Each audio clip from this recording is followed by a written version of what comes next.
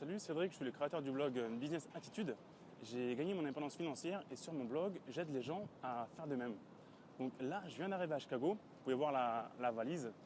Et Chicago, vous savez, c'est vraiment la ville de l'architecture moderne, parce que c'est ici qu'ont été construits les premiers gratte-ciel, notamment grâce aux matériaux modernes tels que l'acier. Et du coup, je me suis vraiment dit que voilà, Chicago, c'était vraiment l'endroit pour faire cette vidéo où je vais donner 3 conseils pour bien investir en immobilier. Et je pense vraiment que c'est le troisième conseil qui est le plus important, celui qui a le plus d'impact et qui vous permettra de faire levier pour justement gagner votre indépendance, et notamment en partie grâce à l'immobilier, qui est vraiment pour moi un des piliers qui marche le mieux. Donc le premier conseil, c'est que vous devez investir là où vous connaissez. Parce que bien souvent, c'est un réflexe naturel. On a tendance à croire que c'est mieux chez le voisin, que l'herbe est plus verte ailleurs, alors qu'en fait, non, ce n'est pas forcément le cas. Vous devez investir chez vous, là où vous connaissez, dans votre ville, dans votre région.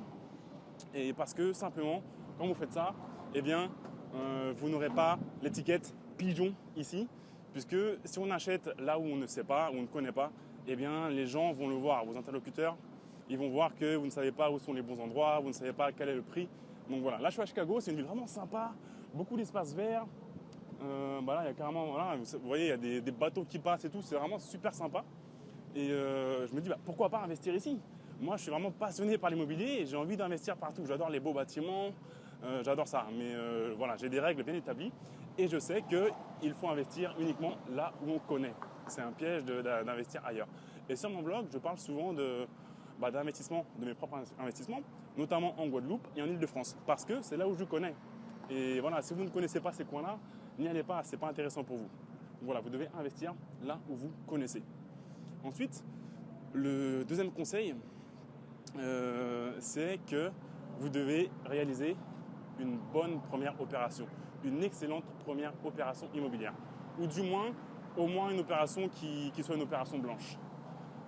Encore une fois, bien souvent on me dit sur mes blogs, oui mais Cédric, comment je fais pour acheter mon 10e bien? Non, il faut se concentrer sur le premier, faire une bonne opération.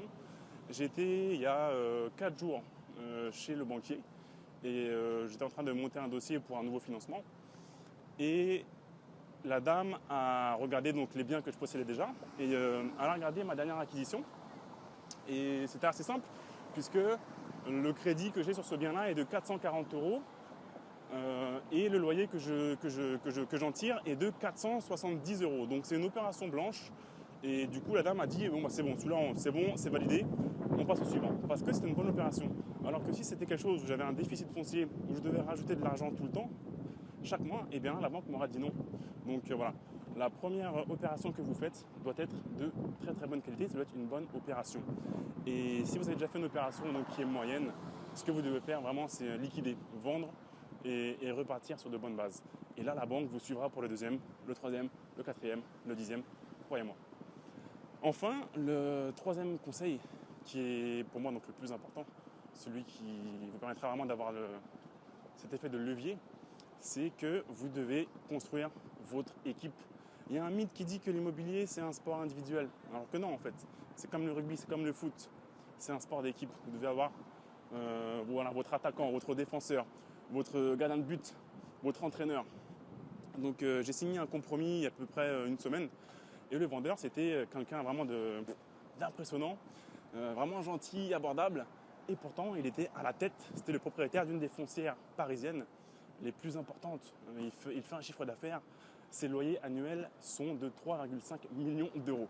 Ça fait 40 ans qu'il fait de l'immobilier. Donc voilà, c'était le monsieur, mais vraiment très gentil, très abordable. Et lui m'a dit qu'il avait vraiment un gros carnet d'adresses et que c'était vraiment la clé de son succès. Donc il avait 2-3 avocats, 4-5 notaires, 2 comptables, 2-3 entreprises de confiance. Et donc voilà, avoir votre carnet d'adresses et votre équipe, c'est vraiment, on va essayer de traverser, on va essayer de ne pas se faire écraser. Ça serait bête de mourir écrasé alors qu'on veut devenir indépendant financièrement.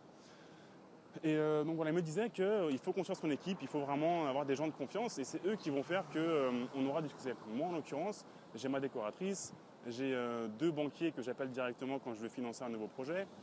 J'ai un entrepreneur que j'appelle quand je dois aller visiter un bien qui demande des travaux. Voilà, comme ça, j'ai mon équipe, j'ai 2 personnes qui gèrent pour moi mes biens que je loue la semaine.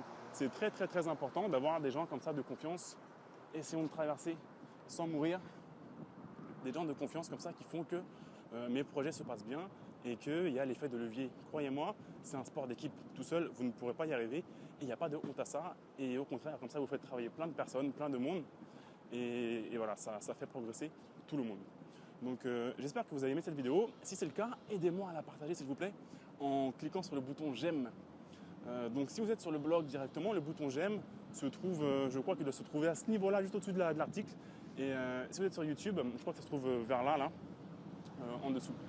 Donc faites j'aime, je vous en serai très reconnaissant. En tout cas, merci d'être arrivé jusque-là et je vous dis à très bientôt. Salut!